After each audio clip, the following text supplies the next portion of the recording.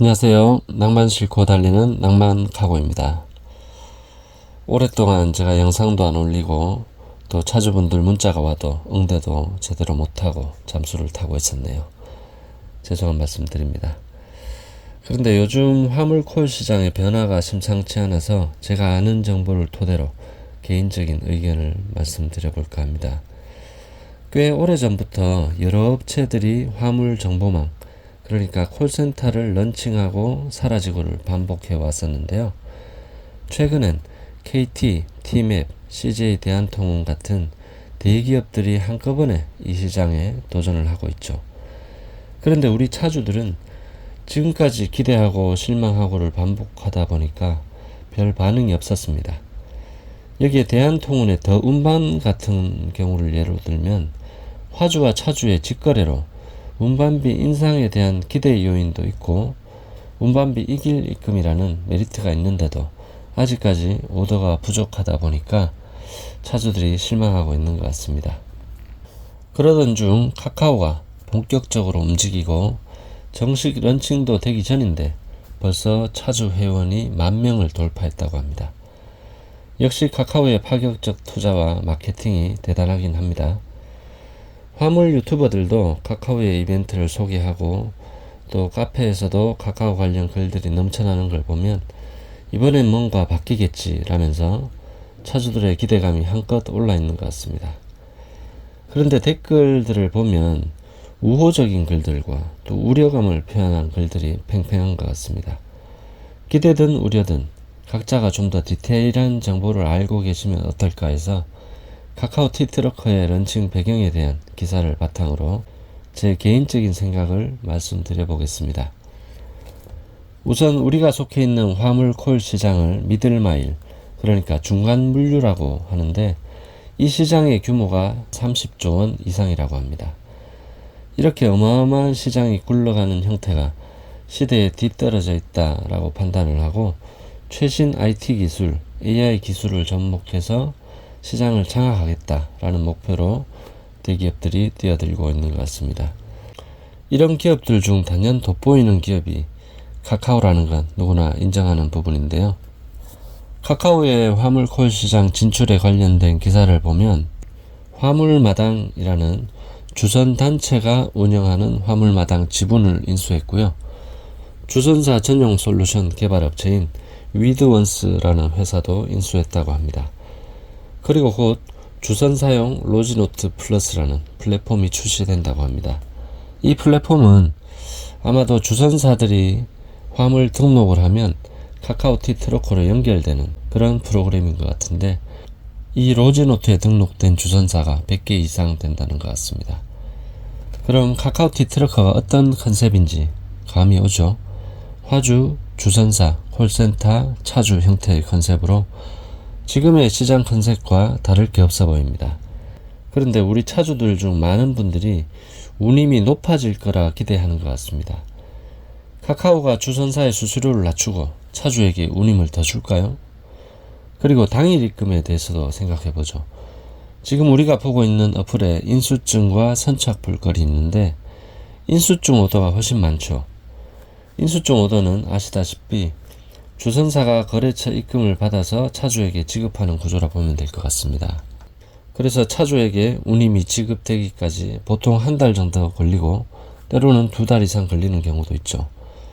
이런 결제 지연 때문에 독촉도 해야 되고 특히 선착불권은 운임을 떼이는 거 아닌가 하는 걱정으로 스트레스가 많은 걸로 알고 있습니다. 그래서 운반한 당일 입금은 차주들의 마음을 사로잡기에 충분하죠. 그런데 당일 입금의 달콤함 뒤에 숨겨진 손실이 있을 거라 생각이 됩니다. 화물콜 시장은 30조 원의 어마어마한 자금이 움직이는데 이 자금을 차주에게 선입금해주고 화주에게 운임을 받을 동안 그 기일 동안의 이자를 누군가가 부담해야 됩니다. 카카오가 금융을 통해서 선지급을 하고 금융이자를 카카오가 부담하는 방식일 거라 예상이 되는데요. 카카오가 부담하는 이 엄청난 금융이자는 어디서 보상받을까요? 그리고 카카오의 투자 규모를 생각해보면 화물마당과 위드원스라는 회사 지분을 매입하고 또 시스템을 개발하고 운영해야 하고 차주를 상대로 이벤트를 진행하는 데 또한 많은 투자금이 소요됩니다. 이런 막대한 투자를 한 상황에서 카카오가 차주의 기대에 부응하기 위해 지금보다 운임을 높여줄까요? 어떤 기업이든 이윤을 추구하고 그 이윤을 내기 위해서 투자하는 것은 당연한 것입니다. 카카오 대리, 퀵, 카카오 택시의 결과를 보면 카카오의 수수료 정책은 이윤을 위해 투자한 부분을 회수하는 당연한 과정입니다. 그렇다고 카카오가 나쁜 기업이다 라고 할 수도 없죠. 다만 시장을 장악하기 위해 너무 막대한 자금을 쏟아부었기 때문에 그걸 회수하는데 시장 주체들의 고통이 너무 크다라는 게 아쉬운 점입니다. 우리 차주들 또한 그 고통을 감내할 수밖에 없고 운임이 더 높아질 거라는 생각은 너무나 순진한 희망사항일 뿐일 것 같습니다. 카카오 대리는 수수료가 20%, 카카오 택시는 수수료가 3.3%로 알고 있습니다. 참고로 현재 우리가 24시 콜센터를 이용하는 월 회비는 매출 1,000만원을 기준으로 하면 0.3% 수준입니다. 제가 9년간 일하면서 떼인 운반비가 2건으로 40만원 정도인데요. 만약 콜센터를 이용하는 비용이 지금보다 과도하게 높아진다면 매달 한 건씩 운반비를 떼이는 거나 마찬가지 아닐까요? 우리 차주는 엄연한 개인 사업자들입니다. 사업을 하면서 수많은 문제를 해결하는 과정을 겪는 건 당연한 겁니다. 입금이 늦어져서 독촉하는 건 업무의 일부분일 뿐이고 운임을 떼일까 걱정하는 건 그냥 걱정일 뿐입니다. 당일 입금은 업무의 일부분을 줄여주고 걱정을 없애준다는 거, 그 이상도 그 이하도 아닙니다. 하지만 당일 입금이라는 달콤한 멘트에 매몰돼서 다른 부분을 생각하지 못한다면 감내해야 할 고통이 적지 않을 것 같습니다. 대기업이 시장 환경을 바꿔놓은 대리, 퀵, 택시 시장 사례가 이 시장에도 적용된다면 현재의 자유로움이 상당 부분 제약을 받게 될 것이라는 점이 저희의 가장 큰 걱정거리입니다. AI가 운임을 통제하고 차주들의 동선이 실시간으로 공개되고 오더의 선택폭도 제약이 생기고 심하면 원치 않는 코스, 원치 않는 화물의 오더도 수행해야 될 수도 있습니다.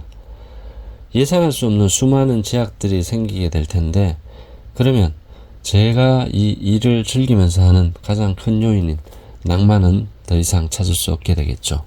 제가 가장 싫어하는 구속되는 삶, 사업자의 리스크를 안으면서도 환경은 노동자의 환경이고 수입도 한정되고 꿈도 목표도 사라지는 한낱 끌려다닐 수밖에 없는 직업이 될까 가장 두렵습니다.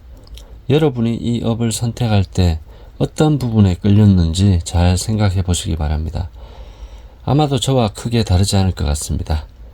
자유로움 말입니다. 오늘 영상은 이 정도로 정리하겠습니다. 시청해 주셔서 감사합니다.